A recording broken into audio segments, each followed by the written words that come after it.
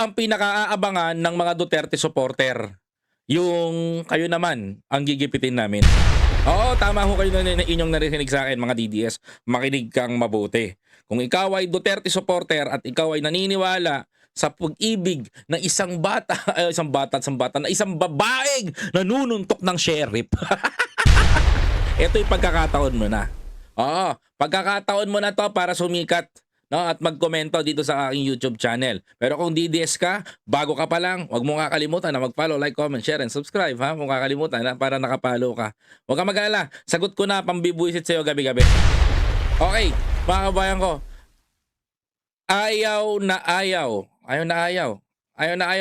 ayaw pabuksan ni Sara Duterte, mga kababayan ko, etong BR box. Oh, nako, eto na eh. Marami magtataka dito. No, ayaw na ayaw pabuksan. Bakit? Anong rason? Bakit na naman? Ayaw pabuksan. Mga kabayan ko, akala ko ba gusto ng pagkakapantay-pantay itong mga to? Akala ko ba gusto ng mga DDS ng peace and accountability? Mga putaragis kayo, ngayon kayo magsisisigaw. Ngayon kayo magwala. Oo, inahamon ko kayong lahat. Ngayon kayo magwala, ngayon kayo magsisisigaw. Ngayon kayo magpupuputak. Ngayon kayo magsisigaw sa kalye. Na ano, magnanakaw si Bongbong, magnanakaw. Ngayon, malalaman natin kung sino talaga totoong magnanakaw. Mga kababayan ko, sino nga ba ang totoong magnanakaw? Sino nga ba ang totoong mangungumit? Kasi, sa lahat ng bagay, bakit si Presidente Marcos kayang magpaliwanag?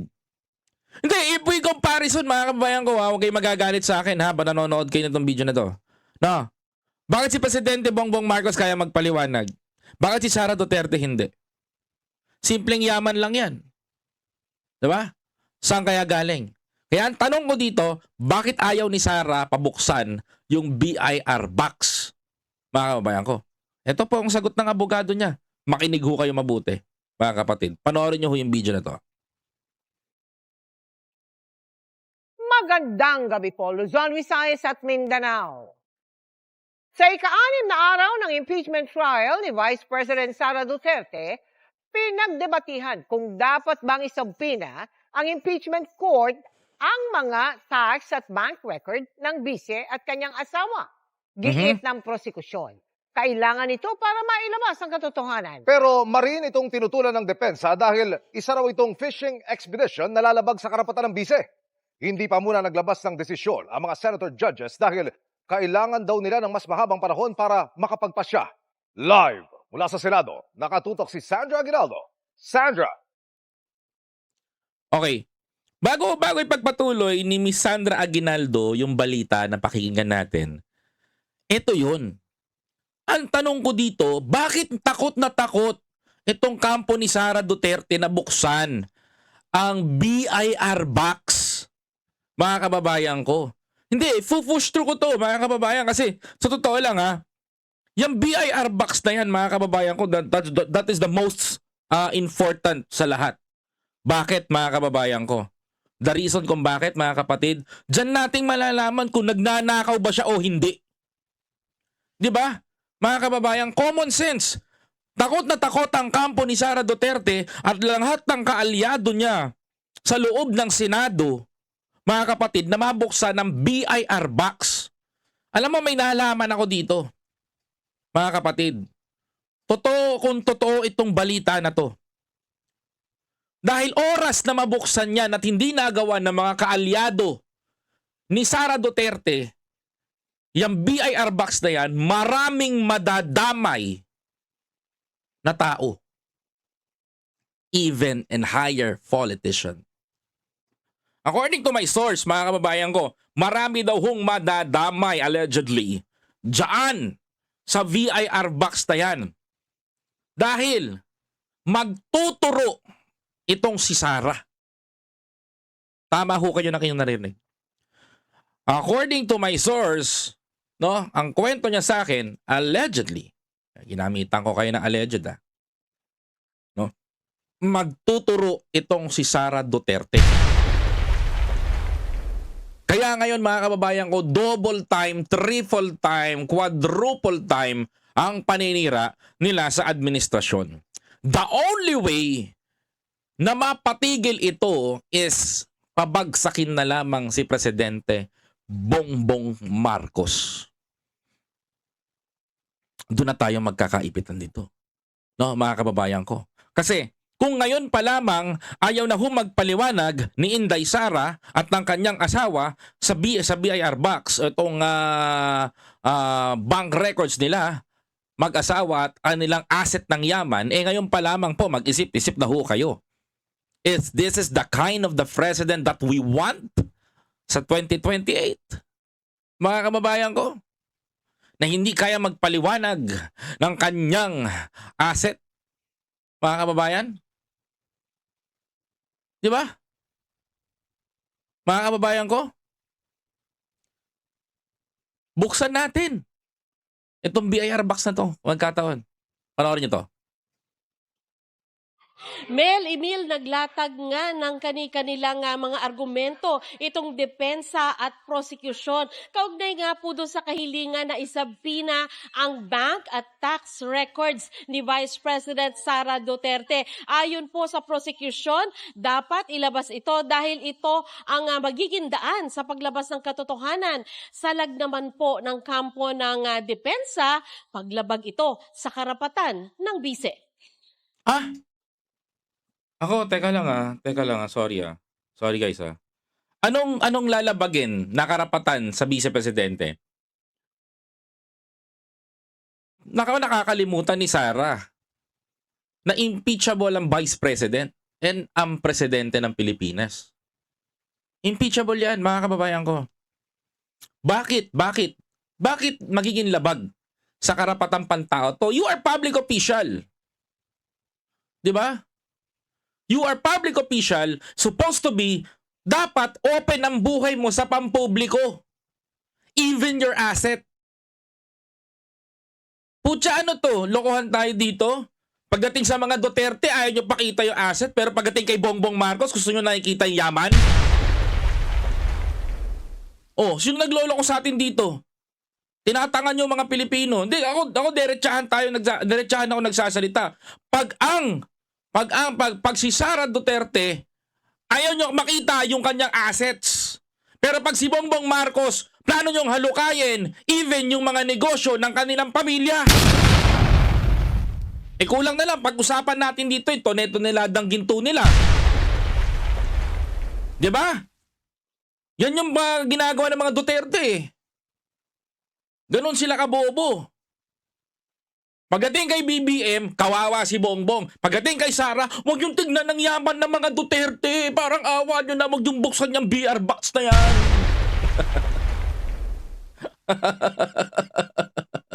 Niloloko tayo ng mga to no? Mga kapatid. Niloloko tayo ng mga to. Diba? Alam mo, kitang-kita nyo Kitang-kita ninyo. Ayaw nilang pabuksan. Kitang-kita ninyo. Tago sila ng tago. Kitang-kita rin ng dalawang mga mata ninyo at naririnig nyo mismo sa telebisyon at sa mga social media platforms na ayaw nila na makita ninyo yung tinatagong yaman nila at bakit umabot ng 6-7 billion pesos ang naging asset ng mag-asawa. Tama? Ayaw na ayaw nila. Takot na takot sila. Galit na galit ang mga Duterte. At galit na galit din yung mga fans nila. Habang tayo mga Pilipino, nag-aantay tayo ng sagot. Pero sila, ganyan lang. Basta Duterte, hindi mo na pakikinggan, no doubt. Ganon ba yun? Pucha, democratic country tayo, hindi tayo monarchy. Walang hari sa Pilipinas, tandaan nyo. Naibalik na sa Bureau of Internal Revenue o BIR ang selyadong kahon na naglalaman ng tax records ni Vice President Sara Duterte, Mr. na si Attorney Mans Carpio at kanilang mga negosyo. Pero pinapasabi na ito ng prosecution panel para magamit na ebidensya sa impeachment court. Gayun din ang mga record ng transaksyon nila mula sa ilang bangko at reports ng Anti-Money Laundering Council o AMLAC. Sa pagsusulong ng prosekusyon na maipasabi na ang mga dokumento, sinabi nitong dapat mailabas ang buong katotohanan kaugnay sa Article 2 ng impeachment case patungkol sa anilay hindi maipaliwanag na yaman ng bise, mga ari-ari ang hindi nakadeklara at pakikibahagi umano sa negosyo habang siya ay pangalawang pangulo. 'Di ba? 'Yun ang pinaka main point doon. Imagine guys, no? Imagine, I will give you an example. This is an example, mga kababayan ko. And lahat tayo dito ay maiintindihan ito. An ordinary Filipino can earn 1 billion pesos. Tanong lang. Sagot ko kahit YouTuber ako, hindi. Ako hindi. Mga kababayan ko. Before ka makapag-earn ng billions of peso, tandaan nyo to ha, before ka makapag-earn ng billions of peso, tatandaan nyo to, mga kababayan ko, dapat kahalintulad mo si Henry C., si Enrique Razon, mga business tycoon, Gokong Wei. Yan yun, mga kababayan ko. But let me give you a example, short example, a famous example. Henry C., may-ari ng SM, supermarkets, SMDC, condominium, everything. And also the bank o Banco de Oro, the BDO. Tama? Henry C., ang founder and chairman ng SM Corporation. Si Henry C. kumita ng 10 billion pesos and he is one of the most richest person sa Pilipinas. Nagtala siya ng 700 o nagtala siya ng billions of pesos. Sabi natin 10 billion, for example. Pero meron siyang mga negosyo naglalakihan sa bansa. And condominiums. Tama? Mga kababayan ko? In 5 hours, kumikita siya ng 5 million. Ganun po kalupit yung marketing strategy ng SM Corporation. And si Sara Duterte, na isang politician, former mayor, mga kababayan ko, ay kumita silang mag-asawa ng 6.7 billion pesos. Na ang negosyo nila, mga kababayan ko, na nakadeclare sa statement of assets is isang siopaw at pagawaan ng siomay. So pwede na palang kumita ng billion ngayon ng isang small entrepreneur o micro enterprises. Yan ang question doon. Kung si Henry C. may 10 billion, isang negosyante, business tycoon, if we comparison Henry C. and Sara Duterte, there is a biggest difference. Si Sara is a politician and Henry C. is not a politician, but meron siyang mga negosyong naglalakihan sa Pilipinas. Paano nagkaroon ng pera si Sara na ganong kalaki? That's the biggest example, mga kababayan. Tanga na lang ang hindi makakaintindi, mga kababayan ko. No? Tanga na lang hindi makakaintindi, promise. Kasi kung papansinin natin, kung papansinin po ninyo, bakit si Sara nagkaroon 6-7, dalawa silang mag-asawa, samantalang si Henry C. maraming business tycoon. Meron 10 billion pesos, kumita siya ng ganun. So ibig sabihin si Sara Duterte ba, mga kababayan ko, at silang mag-asawa, business tycoon? That's the example. Mga kababayan. That's the biggest example. That's the biggest difference. That's the biggest question in our entire country. Malaki ang difference. Ngayon, ano ang pakikinggan mo? Ano ang naalamin mo? Ano nga ba? Ako, biyahe ni Koy TV, baka naman may mga negosyo pa sila. Imposible. Si Man Scarpio ba, mga kababayan ko, isang business tycoon? Para magkaroon ka ng bilyones? Diba? Kailangan mo maging tycoon bago ka magkaroon ng bilyon sa Pilipinas. Tuloy. Bubuksan ba natin ang pinto ng katotohanan o haharangin ito? Ang hiling ng prosecution ay mailabas ang buong katotohanan for this honorable court to determine whether VP Sara Duterte is unfit to continue in office. It must have a clear picture of the respondent as a public servant. Kailangan makita ng publiko at ng mga senator judge ang tunay na kulay ng vice-presidente at larawan ng kanyang buong pagkatao bilang isang lingkod bayan. Batay raw sa report ng Anti-Money Laundering Council, nagsimulang tumaas ng malaki ang financial activity ng bise mula 2007 nung nanungkulan siya bilang Vice Mayor ng Davao City. Oh, kita ninyo? Lumaki ang kanyang statement of asset when Sara Duterte entered the politics when she was a Vice Mayor of Davao City. Kita niyo yung pasok nung ano niya, entrada niya. Mga kapatid, sa totoo lang, kung mapapansin ho ninyo, Ani Jokno, mula 2007 hanggang 2013, umabot sa 3 bilyong piso ang financial activity ng bise. 3 bilyong piso ang financial activity ng Vice President. Grabe to.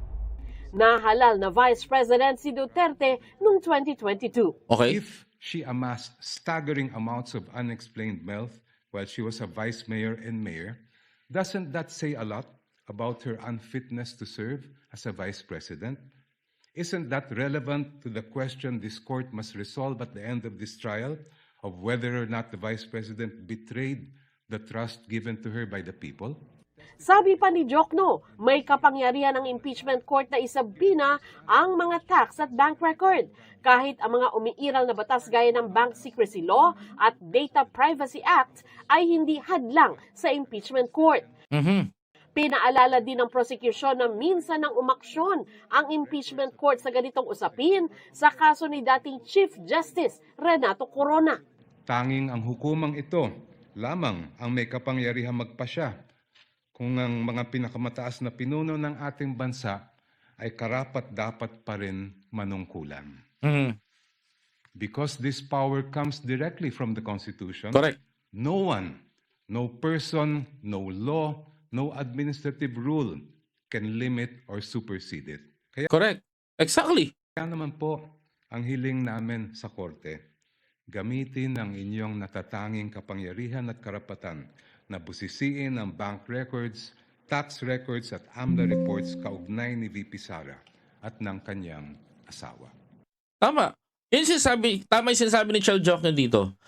Hindi ako doubt doon sa kanyang binitawan na salita dito. But for me, mga kabayan ko, that is exactly what we want. Mga kababayan ko. Kailangan may managot. Mga kababayan, kailangan may accountability si Sara. Kasi tingnan nyo when Sara Duterte entered the politics when she was a vice mayor of the Davao City, ang nangyari, lumobo yung 3 billion yung kanyang income. What happened? Saan mo kinuha yun? Di ba? Saan mo kinuha? Saan napunta? Saan mo kinuha? Saan mo kinuha yung pera na yan? Paano ka nagkaroon ng 3 bilyong piso? Di ba? Sabi ng taong bayan, it's pretty obviously nakaw ang pera na yan. Dapat walang hearing, tanggalin na yan without we have a due process, no? Meron tayong due process kaya kailangan natin gawin yan. Ang argumento naman ng abogado ng bise na si Attorney Michael Poa, kung papayag ang impeachment court sa hiling ng prosecution, malalabag ang karapatan ng bise sa due process. Hindi malalabag. Kita nyo kung paano pagtakpan ng mga abogado ni Sara in public trial yung usapin na yan. Mga kababayan ko, tignan nyo mabuti Ang sabi ng abogado niya, malalabag ang karapatang pantao ni Sara Duterte. Totoo ba malalabag ang karapatang pantao ni Sara Duterte? Please comment down below mga kababayan ko. Ano ang opinion niyo po ninyo dito? Ako, isa lang ang opinion ko mga kababayan ko. Kung malalabag ang ng batas ang sinasabi nito mga kababayan ko. Tuloy. Fishing expedition din anya o paghahanap ng ebidensya ang pakay ng prosecution. Fishing expedition? Nako. I think there is no fishing expedition mga kababayan ko, but I see na meron po tayong nakikita ngayon na cover up. This is not a fishing expedition o paghahanap ng ebidensya because the evidence is nasa BIR. Mga kababayan ko. Sa totoo lang ang ebidensya po ng taong bayan nasa BIR po. Tama po? Tama? Kasi napapansin ko ho mga kababayan ko na masyado ho tayong kampante sa mga sinasabi lang ho nila. Ako hindi ho kampante. Nagsasaliksik ho tayo. Bakit? Paano ho ba ako, paano ko ho, biyahin ko, paano mo sinasaliksik yan? Tingnan nyo ho mabuti yung process na ginagawa nila. Tingnan nyo ho mabuti. Kung mapapansin nyo ho mga kababayan ko, klarong-klaro, eksaktong-eksakto, punto por punto. Yung sasabihin nun ni Attorney Fowa na isa lang, nalalabag ang karapatang pantao ni Sara Duterte. Paano malalabag ang karapatang pantao ni si Sara Duterte? Supposed to be na obligasyon niya magpakita ng kanyang SALN o Statement of Assets sa taong bayan. Yan yung sinasabi ko. And right now, sasabihin nyo, ganito, ganyan. Hindi ganun yun mga kababayan ko. Di ba?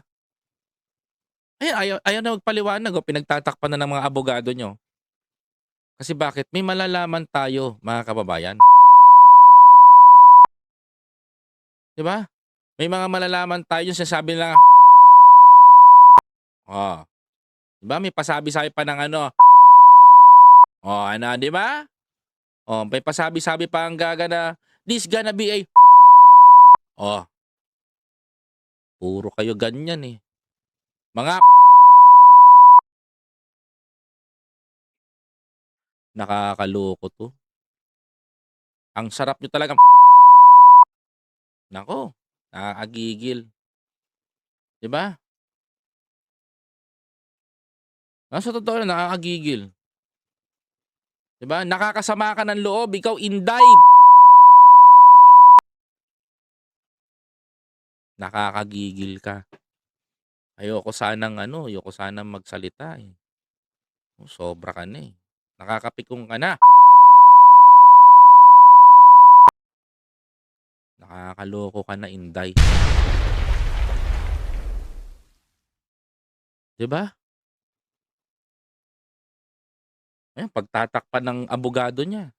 When a subpoena becomes oppressive, Panoorin niyo pagtataip nila. Bahala na kayo umintindi ha. Tingnan niyo pagtataip nila. Ang gagaling. Palusot. Sige, pasok.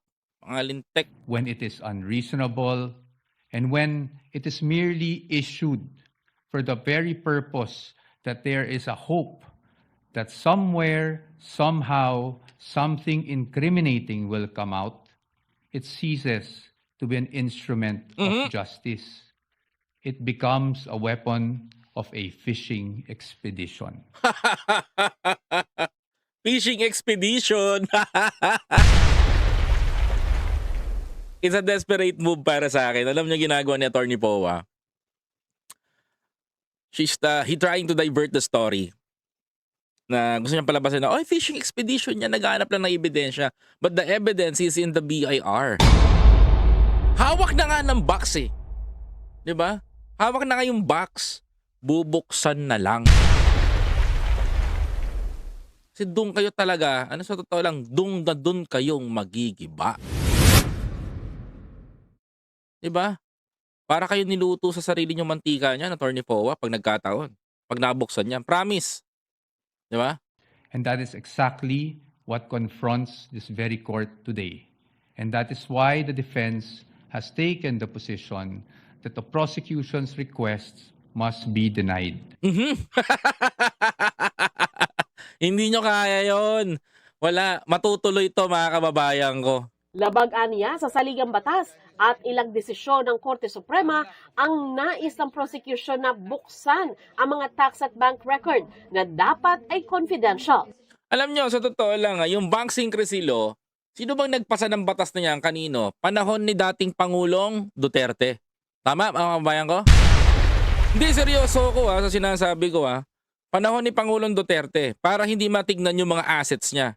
Kasi binubuksan yung mga assets niya, binubuksan yung mga yaman niya, binubuksan lahat.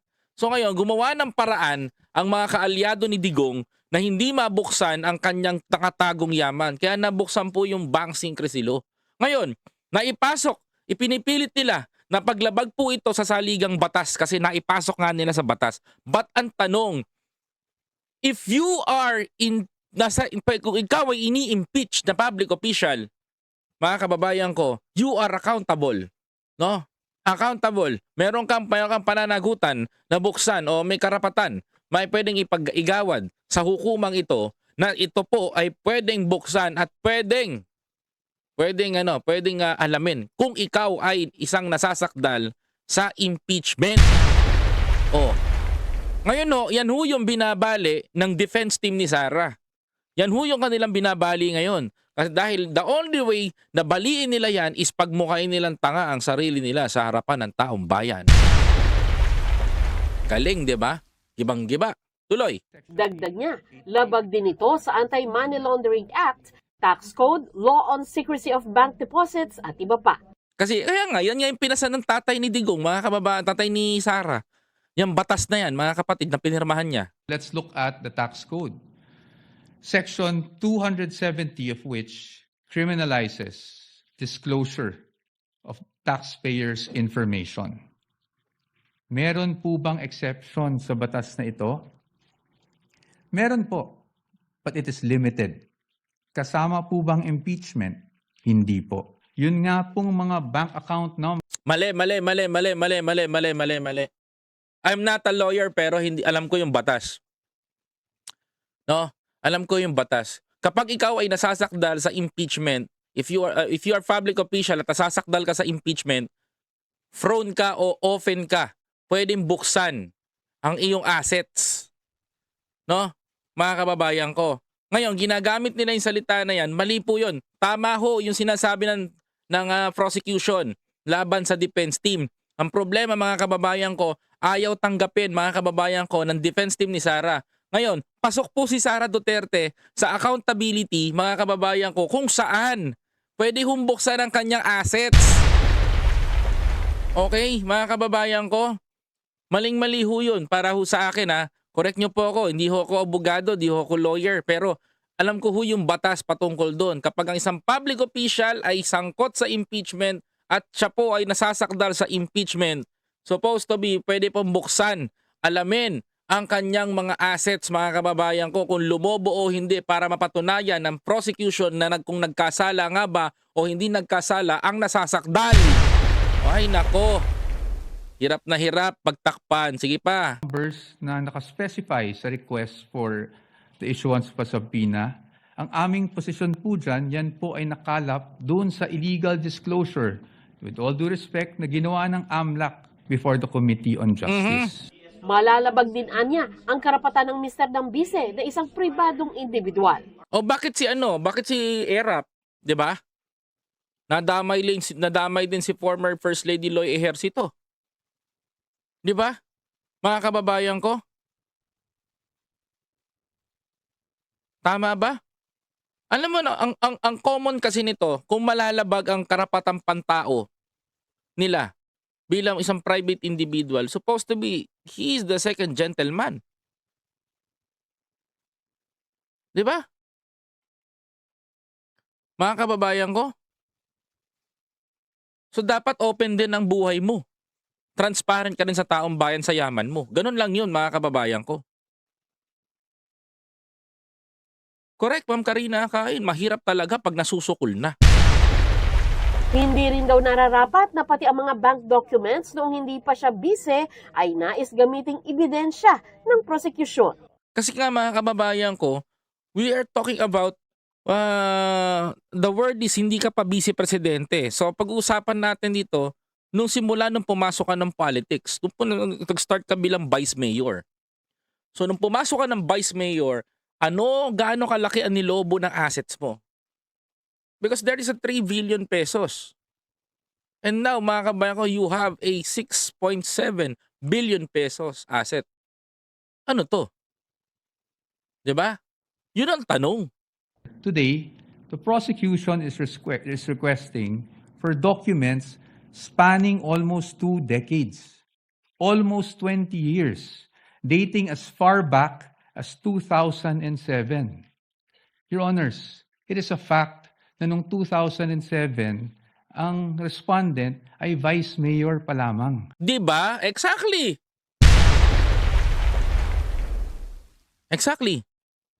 Sara Duterte was the vice mayor during that time. So paano lumobo ang pera niya ng ganong kalaki? 'Di ba? Tuloy. Definitely not an impeachable office, Your Honors. How is that relevant? It is the position of the defense that it is not. In fact, what that is an unlimited search throughout a person's financial history. Ganoon naman talaga dapat. 'Di ba? Ganoon naman talaga dapat. Hindi naman natin kailangan lokayon pa ano, the rest of the rest. Ang alokayon natin yung ano yung naging transaction niya nung simula siya na naging vice mayor. At paano lumobo ng 3 billion yung pera niya nung siya ay matapos na maging vice mayor at naging mayor. That is an example, mga kababayan ko. Matapos ilatag ang kanilang mga argumento, nagkaroon din ng pagkakataon ang magkabilang panig na sagutin ang punto ng isa't isa sa pag-asang makumbinsi ang mga senator judge. Confidentiality, Your Honor, should not be the prevailing principle in this proceeding. Mhm. Hindi po confidential ang katotohanan. We do not disagree with the prosecution in terms of accountability.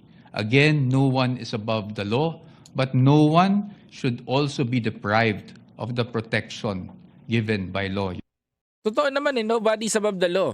Kaso ang problema, bakit yung amo ni POA is lumalabag sa batas? Bakit? Impeachable siya eh. Bakit hindi siya maglabas ng kanyang asset? Bakit hindi niya pakita yan for transparency? Di ba mga kababayan ko? Ano, talo pa kayo nila bilyar na pinapakita ang yaman nila? Damn. Pagkatapos ng isang oras na caucus ng mga senator judges, inihayag ni Presiding Officer Senator Cheese Escudero na sa Lunes na sila magbibigay ng pasyakong pagbibigyan ang hinihinging sabida ng prosecution. Nako, yan na. The senator judges agreed to study the matter more. The senator judges agreed in caucus to decide on the matter on Monday.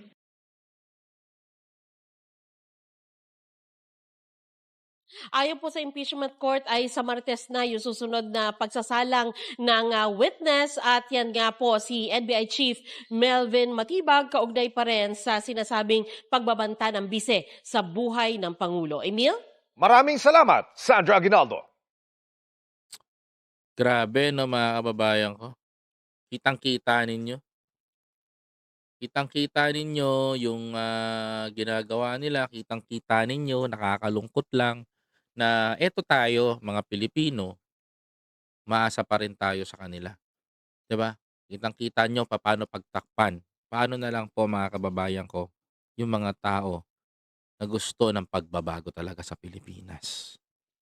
Yan. And please don't forget to follow, like, comment, share, and subscribe. Nakita nyo kung paano nila pinagtatakpan. Nakita nyo kung paano siya nagsisinungaling. Kayo na ho ang bahala dito.